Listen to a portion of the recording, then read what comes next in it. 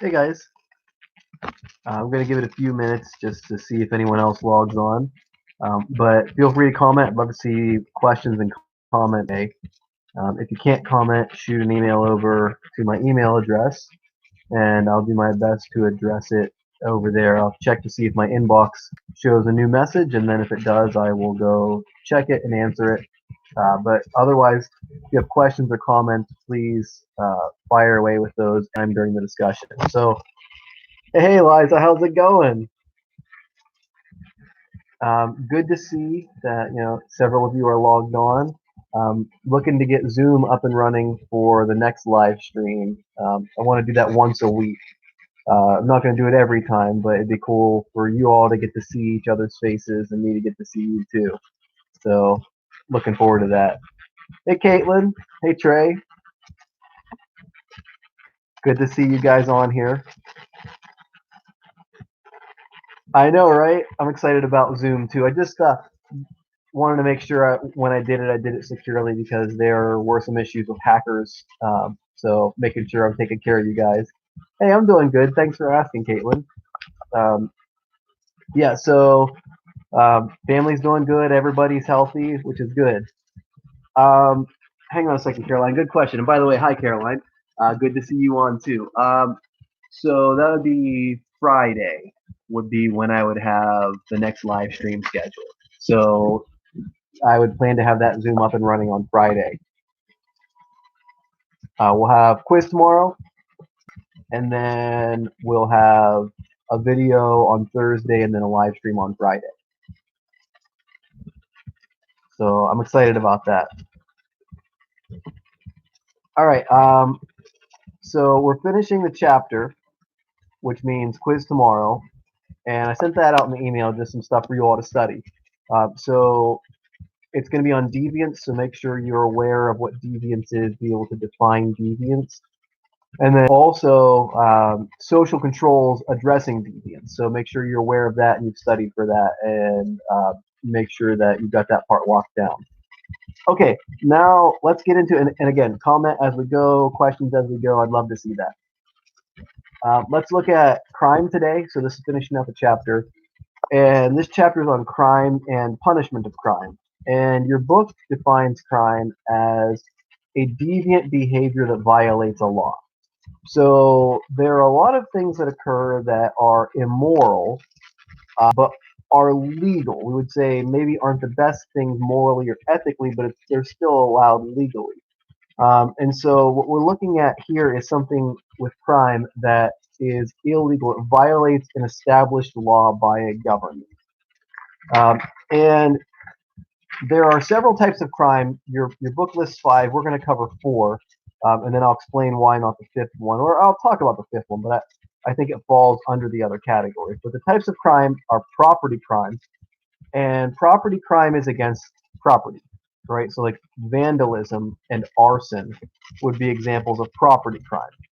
And then there's violent crime, and violent crime is against it's harming or harmful people or animals. There are some violent crimes that, like animal abuse, would be a violent crime toward an animal. But assault would be an example of violent crime. There are public order crimes, and that would be things like violations of drug laws or also disorderly conduct. And then there's white collar crime. That would be things like insider trading or tax evasion. And white collar crime usually involves money, not direct like theft from another individual by force, but usually either theft through embezzlement or tax evasion or things like that. Your book also mentions hate crime as a category of crime, but hate crime usually is either a violent crime or a public order crime or a property crime. So it falls under the other categories as well, but it's a crime that's committed because of it's against someone based on race or ethnicity or some other what law would consider to be a protected class. Uh, so those are the four types of crime: property crime, violent crime, public order crime, and white collar crime. And crime involves breaking a law. And the social controls to combat crime would be the legal punishments, usually imprisonment or fines. Any questions or comments up to this point before we go any further? Okay, so if you think of one while I'm talking, just fire away.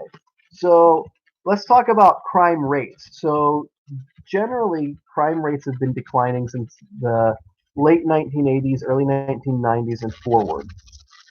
Okay, Trey, great. Types of crime. So property crime, violent crime, public order crime, and white collar crime. And really quickly, property crime is against things, so like vandalism or arson. Violent crime is against beings, things that are alive. So assault would be one. Public order crimes are things that are just uh, you're not necessarily harming someone else directly, but they violate laws, like things like drugs. Yeah, property crime, violent crime, public order.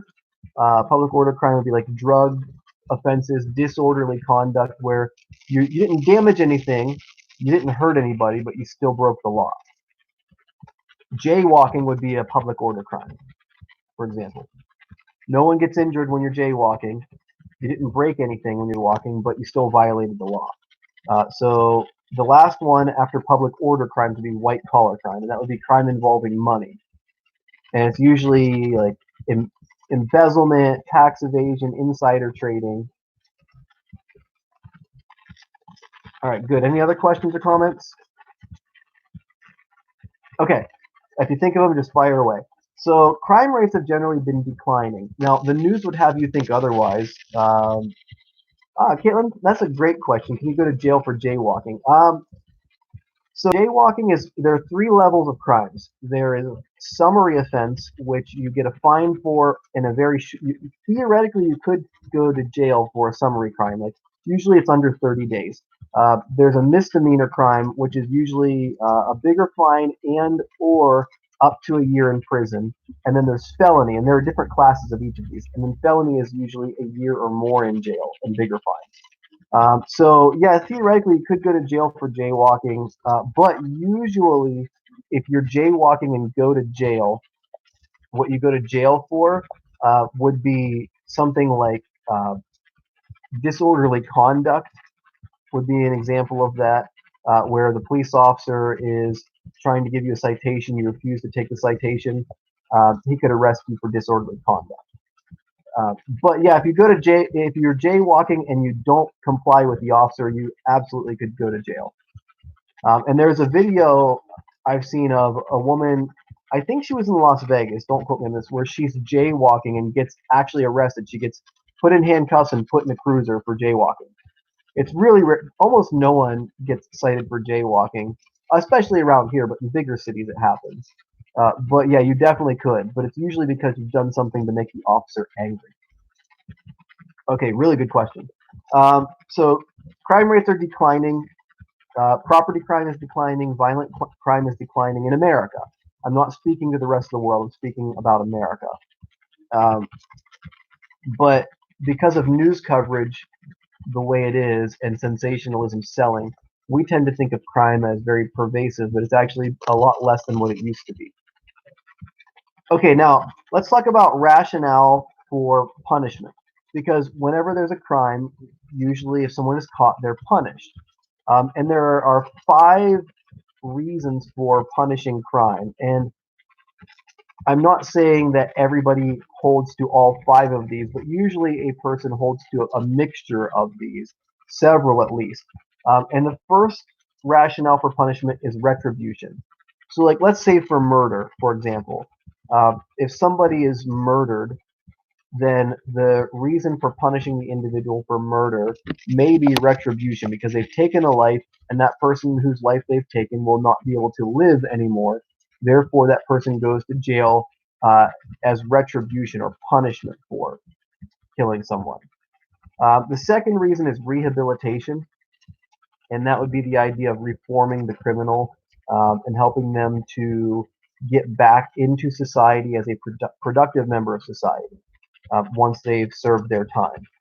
The third reason is deterrence, and that's the idea of punishing someone so that other people see the punishment and recognize that the punishment is not worth committing the crime.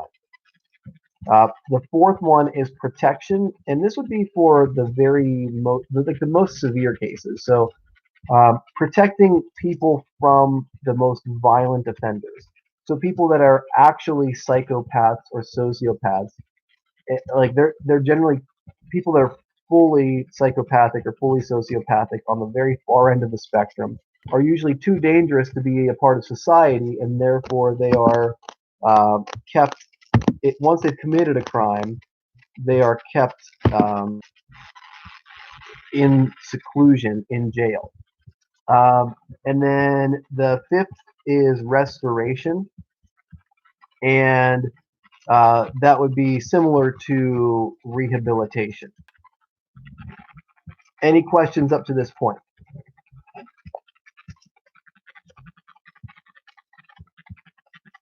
Okay, so two last things.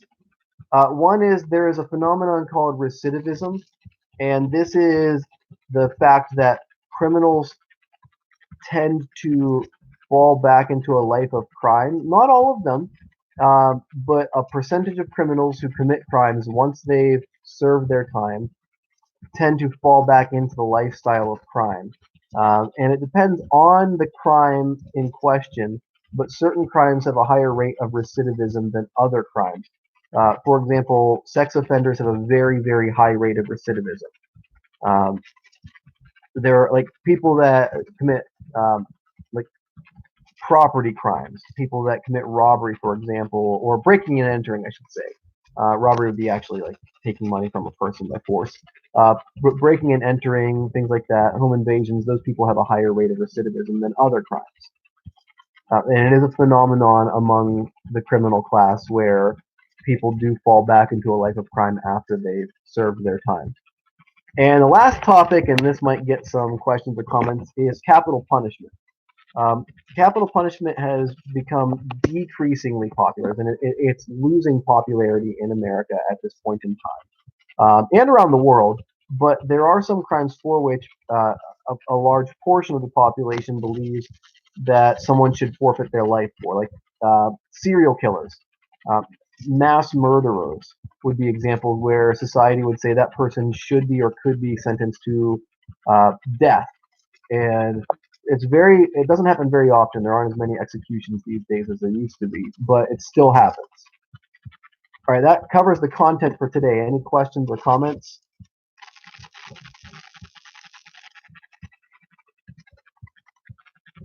All right. Well, thank you all for tuning in, and great job. Keep up the good work. If you have any questions, email me, and I look forward to connecting with you all on Zoom on Friday. All right, have a great day, everybody.